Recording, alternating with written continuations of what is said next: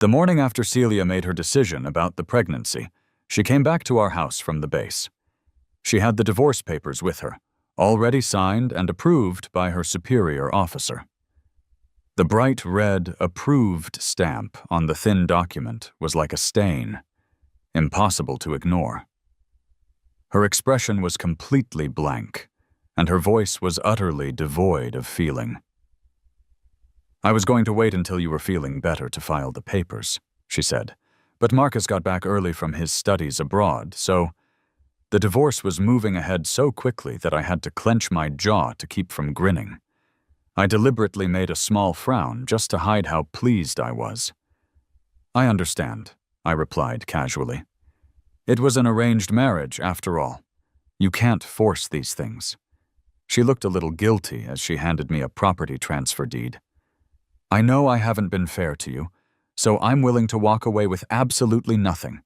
The house and the $30,000 your grandfather left you are all yours." I took the papers easily and sighed. "Well, in that case, there's no need for us to see each other again. You know how much I genuinely cared about you, and if we were to meet again—" Celia quickly cut me off, promising, "We won't. I promise I won't bother you ever again." Watching her, looking like she was ready to drop to her knees and swear an unbreakable oath just to finally be with her former lover, I smiled warmly at her.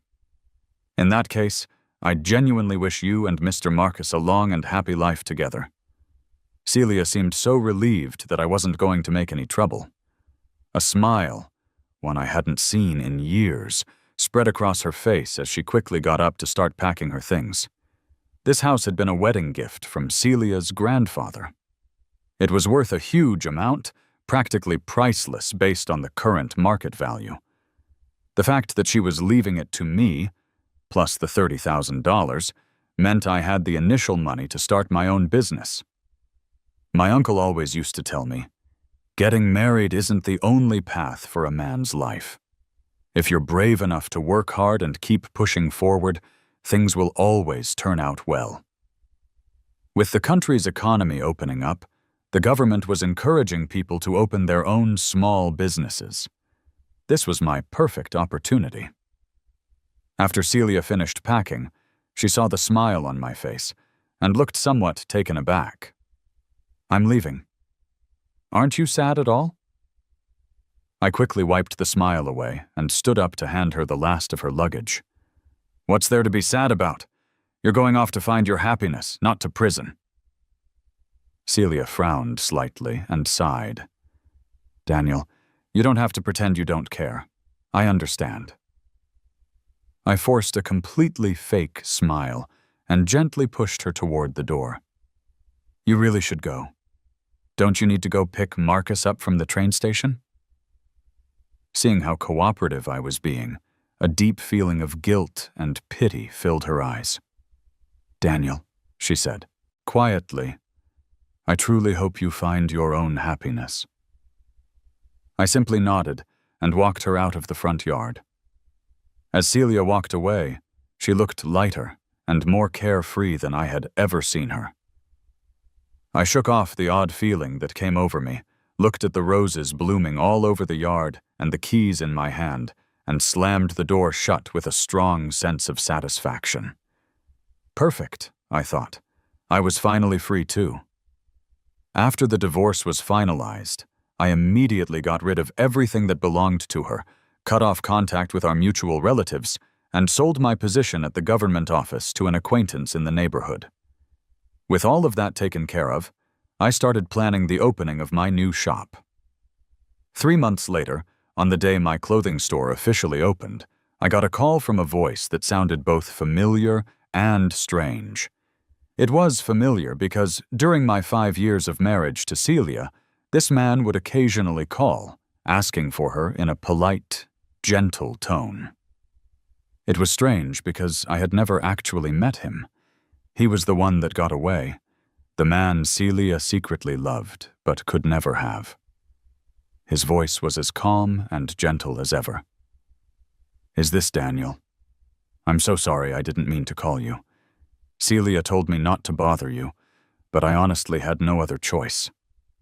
I had heard that the day after our divorce, Celia had already submitted a new marriage application to her superiors. I had never seen her be so eager about anything in the 5 years we were married. I calmly tapped the numbers on my calculator and spoke. No other choice? What can a powerless ex-husband like me possibly do for you? Doesn't she know a good ex is supposed to act like they're dead? Marcus's voice cracked over the phone. It's Celia. Celia was arrested by the police. This absolutely cannot get back to her superiors, or she'll be disciplined if it reaches the base. I'm begging you, please help us. My hand stopped moving on the calculator. What could I possibly do to help with something like that? I don't have any power or connections. Just as I was about to completely shut him down, it hit me. I had money. But why should I help? Sorry, Marcus, my friend. Like you said, Celia told you not to bother me. If I show up and help you out, it might not look great for your new marriage, you know? Besides, I'm just an ordinary guy. I can't help you with something this big. You should find someone else. With that, I hung up the phone with a sharp click.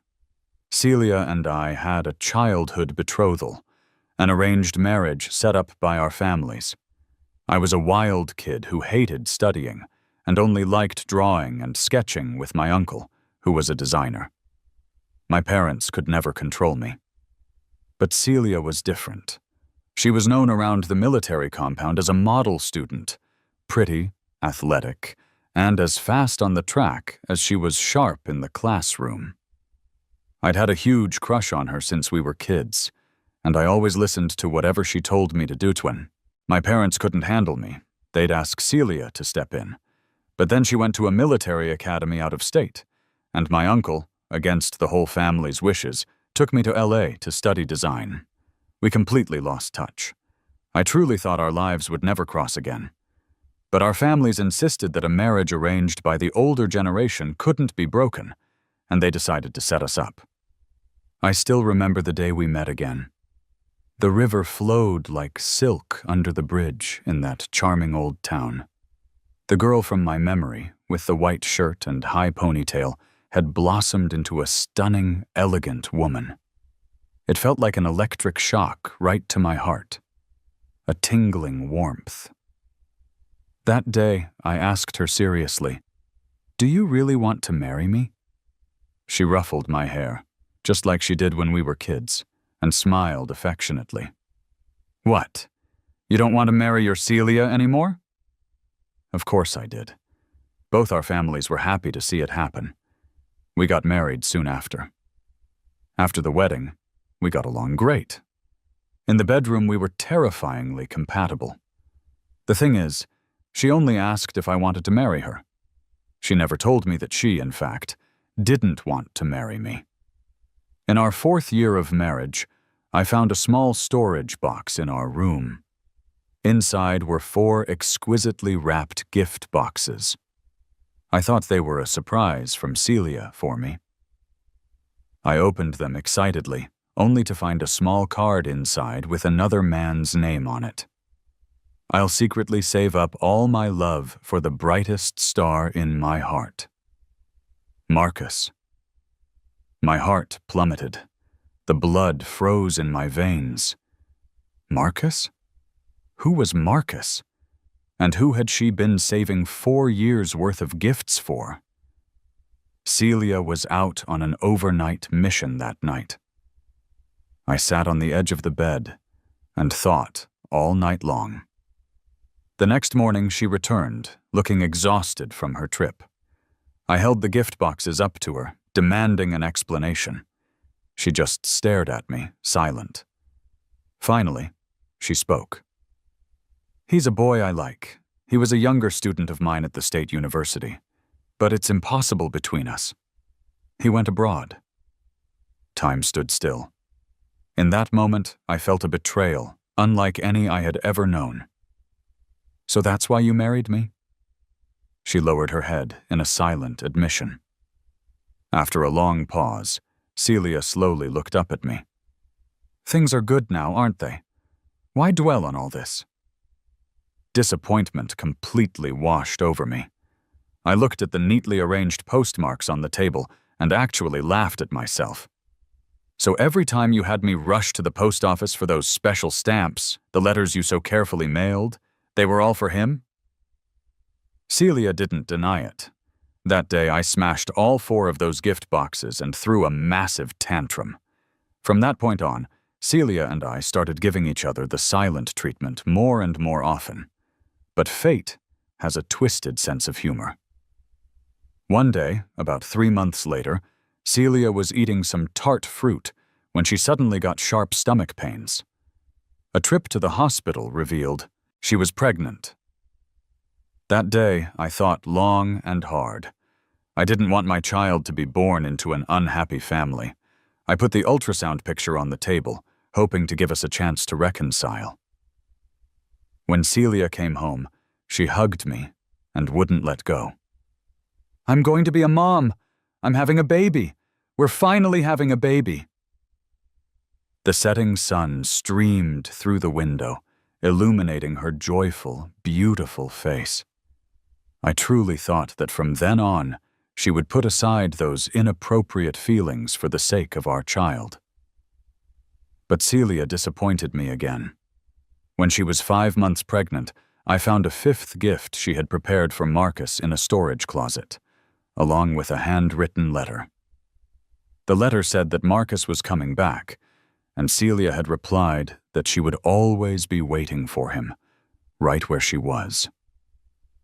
That day, I completely lost control and had a hysterical screaming fight with her. Celia looked like she was just enduring it, but her hands were clenched tightly around the letter she meant to send to Marcus. I was beyond broken.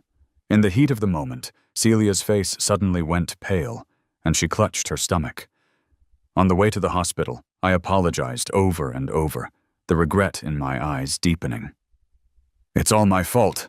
I shouldn't have made you so angry. Celia, just hold on."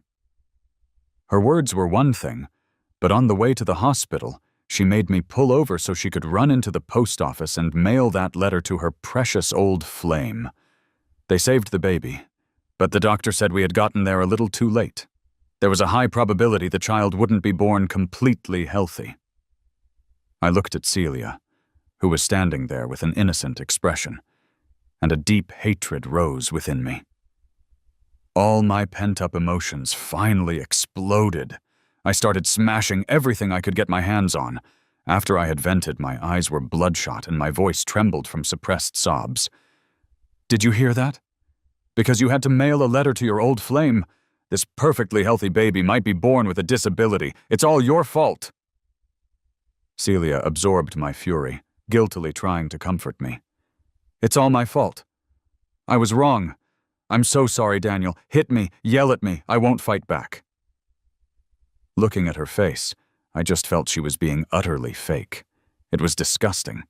I needed her to know that she had wronged me and that she couldn't refuse me. Finally, Celia broke. She begged me, "Daniel, can you please just let me go?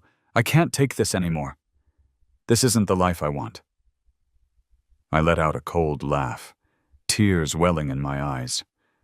"Oh, really? Then what kind of life do you want?"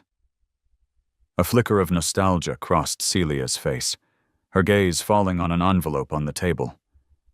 It had arrived that morning from her old flame. She didn't know that I was already aware he was coming back soon. All my recent provocations were just a way to push her away faster and more decisively. I viciously snatched the envelope from the table, tore it to shreds, and threw it on the floor, my voice a hoarse roar. "Haven't I been good to you these past 5 years? Why is he still the only one you think about? Why don't you love me?" That roar took everything I had. Even I couldn't tell how much of it was real and how much was an act. Celia looked at me with a complicated expression. "Daniel, you've been very good to me, but feelings, you can't force them. I've decided to end the pregnancy. Let's get a divorce while we're at it. I don't want to keep holding you back." My eyes were red, my body shaking with suppressed sobs. The impatience in Celia's eyes grew more obvious. She lowered her voice and said the words I'd been waiting to hear. "Enough! I'll walk away with nothing. I'll leave everything to you."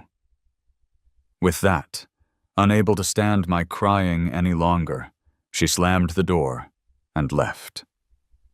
Celia had no idea I had been waiting for this day for a long time. She thought she could walk away with nothing, relying on her military salary and allowances, and live a happy life with her old flame. Little did she know her good life was about to come to an end. I sat in the bathtub, carefully replaying everything. I wondered what Marcus's real motive was for calling me. He could have asked other military families for help. Why come to me? Business at the clothing store had been booming. I didn't have much else to do, so after Marcus called me 3 times in a row, I decided to go see what the fuss was about. At the police station, a guard quickly brought Celia out. She looked much worse than she had 6 months ago. Gaunt, with dark circles under her eyes. When she saw it was me, her eyes showed surprise, followed by a flash of astonishment. I rarely dressed up around her before. I guess I'd let myself go a bit, after the divorce, and now I looked much more vibrant than I used to. "Daniel, what are you doing here?" She was clearly surprised. I gave her a small smile. "Your new man called me, said he was sure I could help. I had no idea I had that kind of power, so I came to see for myself." The light in her eyes faded instantly. She gave a bitter smile. "You're right. What could you possibly do to help? Marcus shouldn't have bothered you. I'm sorry." I adjusted my collar and sighed. "It's fine. You don't look like you're dying, so I'll be going now." Celia stood up anxiously. "Wait." She looked at me and lowered her head. "All this time, I felt like I owe you an apology." If apologies worked, who would need cops? And Celia wouldn't be locked up right now, would she? I waved my hand and gave a carefree smile. "Don't worry about it. Thanks to you, I'm doing pretty well for myself. Thriving, you could say." As I left the station, I ran right into Marcus.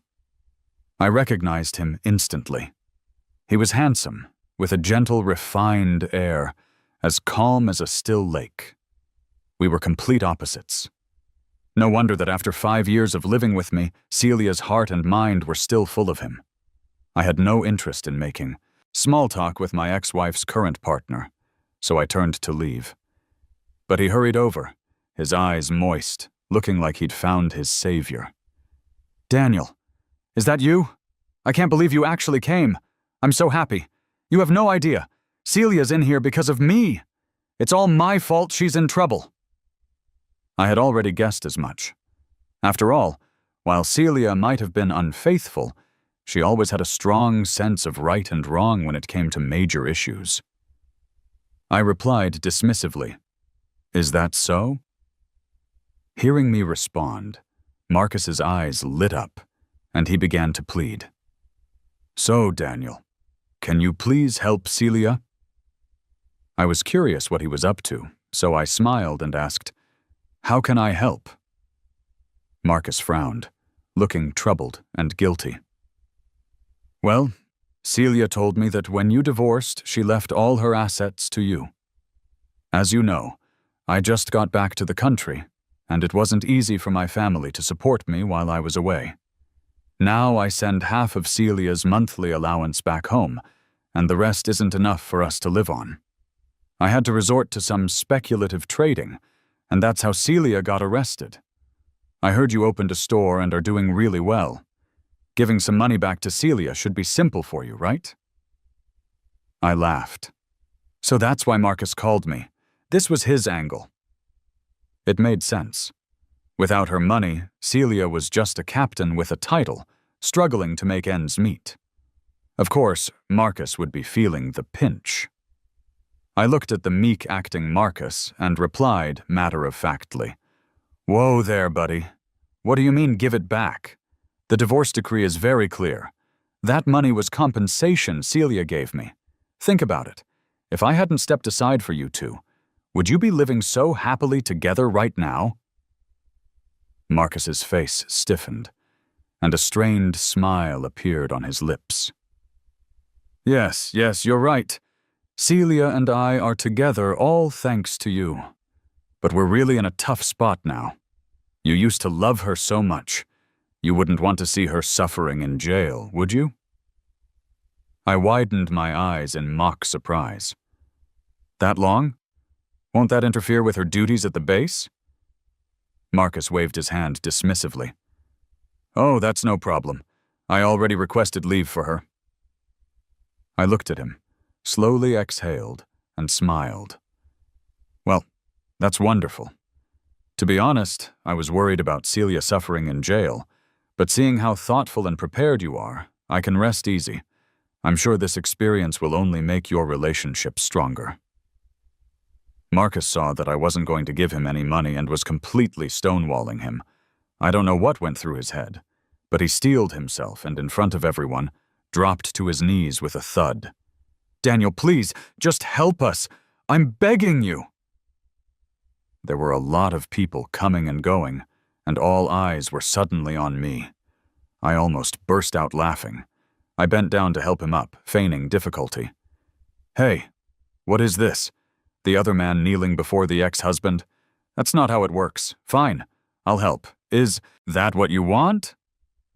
With that, I coolly took a small notebook out of my bag.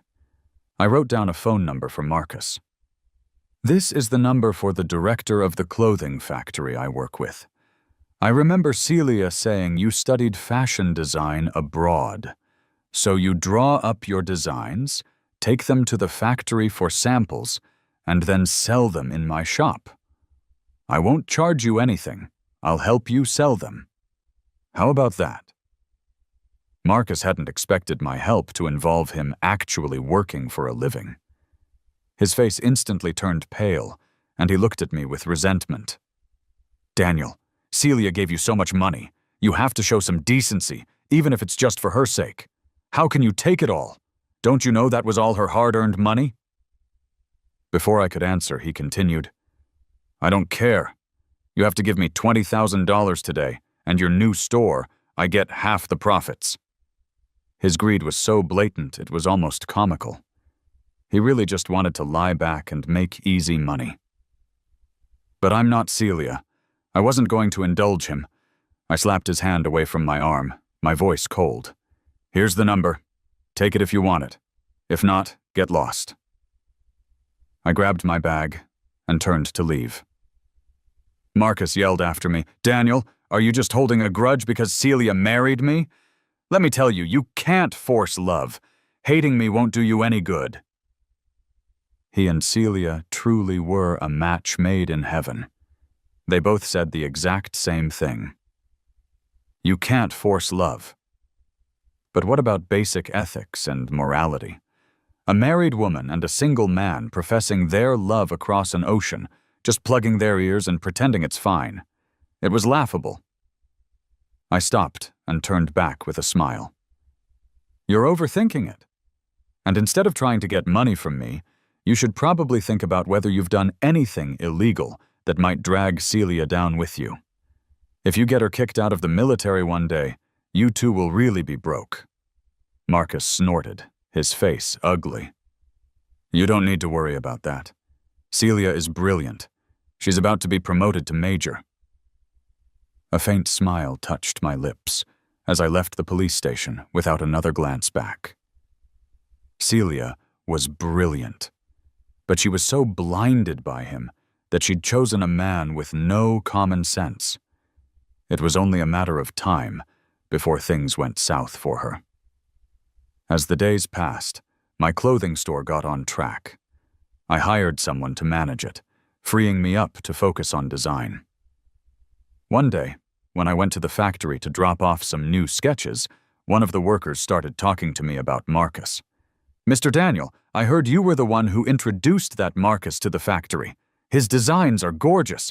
You've brought in some serious competition for yourself.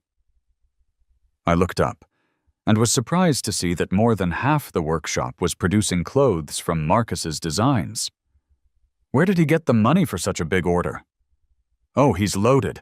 I heard his partner is a captain about to get promoted and even set him up with a shop on the east side. Something felt off. I thought for a moment, then smiled. Don't worry about me, ma'am. My shop is on the west side. No matter how well he does over there, it won't affect my business. Besides, so what if Marcus knew design? He had no idea how to run a business.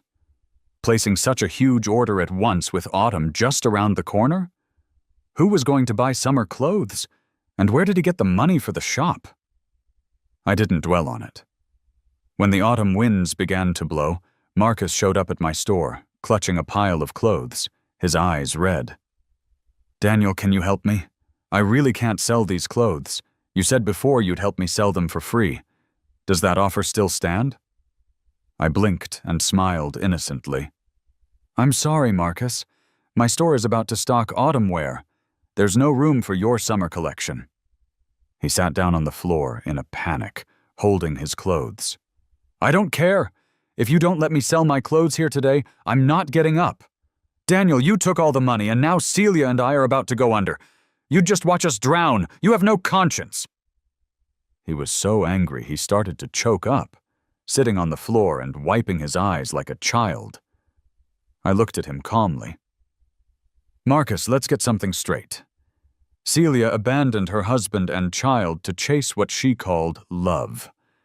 That money was compensation she gave me so she could do that. I have every right to it. She hid her past from me before we were married and cheated on me after. I can take the money she gave me as compensation with a perfectly clear conscience. If you keep making a scene on my floor, don't blame me for calling the police. I'm sure they'd be very interested to see what a freeloader military spouse looks like. Marcus shot to his feet, his handsome face flushed with anger, and made a bold declaration. You just wait. Celia will become a major eventually, and she'll give me a better life. Then you'll know what you lost. I shook my head and scoffed. From the looks of it, he hadn't taken what I said last time to heart at all. A major? He'd be lucky if she could hold on to her current rank. The next time I saw Celia was at the county's new awards ceremony. The county executive personally presented me with a medal, praising my designs for being popular all over the country. At that moment, Celia and Marcus were standing below the stage. Marcus was holding a baby about a year old, a smug smile on his face. As I stepped down from the stage, he personally handed me an invitation. Daniel, our marriage application is about to be approved. We're planning the wedding first. For such a happy occasion, we have to invite you for a drink. He leaned in closer and boasted, I heard Celia's promotion to major is coming through any day now. We'll celebrate the wedding and the promotion together.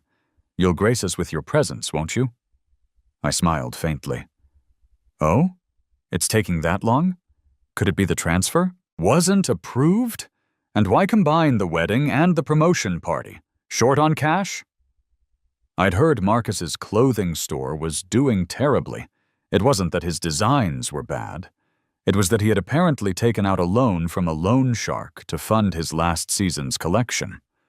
Now the clothes hadn't sold, and he couldn't pay it back. He had no money to stock fall clothes, so his store was still full of summer items. To repay his debts, Celia had to swallow her pride and borrow money from her colleagues one by one. And he still had the nerve to throw a wedding banquet? Wasn't he afraid of blowing all his money and ending up living on bread and water? Marcus's face turned green with anger. He gritted his teeth. What are you so smug about, Daniel? Look, this is my and Celia's child. We're finally going to be a legitimate family. I heard you almost made Celia give birth to a disabled baby. Good thing she got rid of it. I clenched my fists so hard my nails dug into my palms and took a step toward him. Marcus retreated cautiously, a flash of fear in his eyes. What are you doing? This is the Civic Center. If you try anything with me or the baby, they'll find out. I stood in front of him, straightened his collar, and sighed. I was starting to feel a little sorry for you, but thanks for the reminder. Do you know why there were problems with that baby? Celia never told you, did she? On the way to the hospital, we passed a post office. To mail a letter to you, she made me wait in the car for a full 15 minutes. In those 15 minutes, the baby was deprived of oxygen, almost suffocating. I almost lost both my wife and my child. She really loves you, doesn't she? Willing to walk away with nothing just to be with you. I just wonder if one day she has nothing at all. Will you still love her just the same?" I said it all lightly, then smiled and left the Civic Center. Long before Marcus returned to the country, my mother in D.C. had sent Celia and me a letter. Inside was a newspaper clipping about a student from the state university who had been studying abroad. The charge: smuggling historical artifacts and being deported. My mother probably sent it because the student went to the same university as Celia, wanting her to be cautious. But that day, the letter from Marcus arrived at the same time as my mother's. Celia never even looked at the letter from my mother. She was completely convinced that Marcus had given up everything and rushed back to the country because he couldn't let her go. She had no idea that he just had nowhere else to go and was using her as a lifeline. Counting the days, it had been almost 6 months. The marriage application Celia submitted was indeed about to be approved. Time flew. On my 29th birthday, my mother came from D.C. with the daughter of an old friend. My birthday party turned into a blind date. I wasn't planning on jumping into another marriage so soon, but I had to admit she was my type.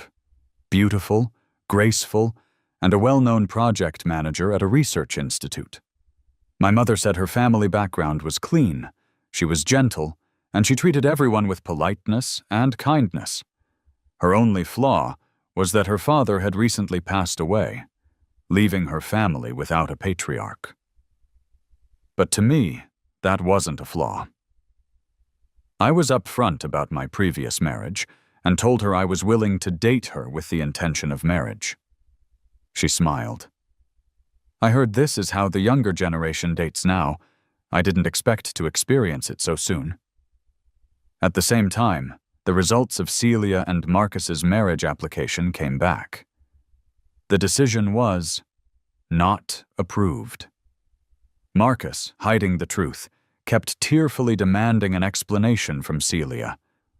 Celia didn't know the reason and stormed into her superior's office to ask. The major was furious and threw the investigation report in her face. "You still want to get married? You're about to lose your captain's rank, Celia. Celia, I mentored you myself. How could you be so foolish? Wasn't Daniel good enough for you? Instead of living a good life with him, you had to pine for this rich kid studying abroad, exchanging letters with him from the base for 5 whole years. You're now suspended pending investigation. Your military status will only be restored after they've confirmed you weren't involved in treason." That day, Celia took off her uniform and went home completely devastated. When Marcus saw that the truth was out, he took all the money and ran. Celia was now, for all intents and purposes, broke and had nothing. She was also saddled with the high-interest loans Marcus had taken out for his store. I heard all of this from some of the military families I used to know. They came into my clothing store and happened to mention it. Piece by piece, I put the story together. One day, during a torrential downpour, Celia walked into my store, soaked to the bone and looking utterly defeated. She looked at me, her eyes filled with deep regret. I'm not the type to rub salt in someone's wounds, so I kindly handed her a towel. She took it, her voice low and hoarse. "Thank you, Daniel." I calmly brought her a cup of hot tea. As she drank it, she started to cry in front of me. "I'm sorry, Daniel. I was wrong. My obsession ran too deep. I hurt our unborn child and I hurt you. Daniel, I'm so sorry. I'm truly sorry. I'm a monster." Her sobs were carried on the wind, making the wind chime at the door tinkle. Laura, holding a black umbrella, parted the curtain with her elegant fingers and gave me a gentle smile. "My dearest modern boyfriend, I'm here to pick you up from work." The room fell silent. Celia and Laura stood facing each other. I smiled, put my arm around Laura, and said softly, "Let me introduce you. This is my girlfriend Laura, and this is my ex-wife, Celia." A look of shame crossed Celia's face. She lowered her head and quickly turned to leave. I called out to her, "Celia, I'm planning to open a new branch. That shop you have on the west side, you can sell it to me. And those unsold summer clothes, you can sell them to me too. Everything at market price." Celia's eyes were a little red. She turned her head, her voice trembling. "Thank you, and I'm truly sorry." The rain was pouring outside. Celia ran into the storm without looking back. It was as if she was running toward some kind of liberation. Honestly, there was nothing to be sorry for. Just as she said, "You can't force love." Besides, she had already paid a heavy price for her actions. Even selling me the shop on the west side and the summer clothes at market value wouldn't cover a third of the loan shark's debt. I had no idea how Celia was going to make ends meet for the rest of her life. But that wasn't my concern anymore. We had just walked the same path for a short while.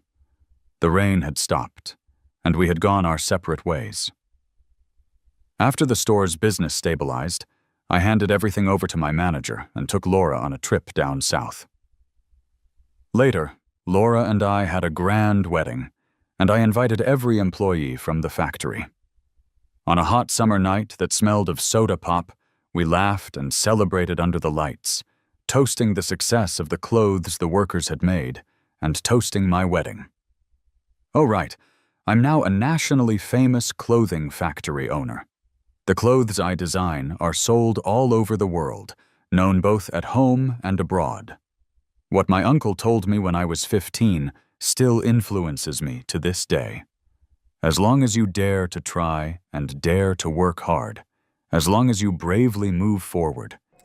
Archibald era affascinato dalle scintille blu emanate dalla pelle delle belve oscure e ha dedicato la propria vita alla loro riproduzione, applicando uno stile di ricerca che casualmente non si è discostato molto dalla metodologia utilizzata a Birkenware. Ok. Ok. Non sappiamo molto ancora di nessuno delle due zone. Allora, prima di andare avanti, io sempre, consiglio di Spardina, abbiamo fatto un boss, ci giriamo, vediamo gli NPC che dicono. Abbiamo un paio di NPC, tipo lei. Ok, non dice un cazzo. 24k, porca puttana, 21k perché ne avevo 3. Prima c'era qualcuno che mi parlava qui off camera e sono stato uno stronzo a cliccarlo. Molto bene. Un livello.